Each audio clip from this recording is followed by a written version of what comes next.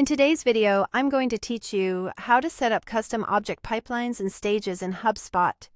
If you work with custom objects and want a clear way to organize your process from start to finish, this walkthrough will help you set up a pipeline that your whole team can follow. Before we begin, make sure you have a custom object already created and that you have permission to edit object settings in your HubSpot account. First, head to Your Settings. In HubSpot, click the gear icon. Then go to Objects and select Custom Objects. This is where all your custom object configurations live. If you manage multiple objects, it's helpful to confirm you're in the right place before making changes, so take a second to check the object list on the left.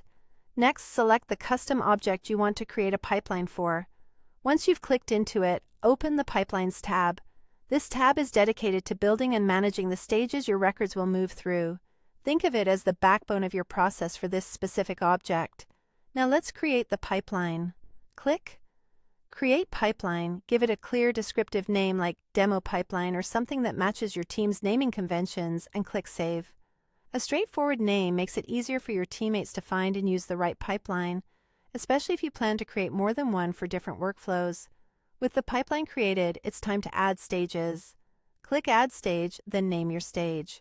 Examples might include Prospect, In Progress, and Completed. Keep stage names simple and action-oriented so it's obvious where a record belongs.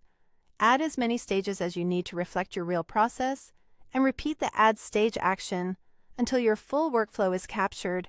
If your team has handoff points, consider mirroring those in the stage names to reduce confusion. Once your stages are in place, arrange them so they follow the exact order your process flows. You can drag each stage to reorder it. Put your earliest step on the left and your final outcome on the right. When everything looks right, click Save to finalize your pipeline. A quick tip: after saving, test the pipeline by opening a record of your custom object and moving it through the stages. This helps confirm that the names in order make sense in practice. And that's how you set up custom object pipelines and stages in HubSpot.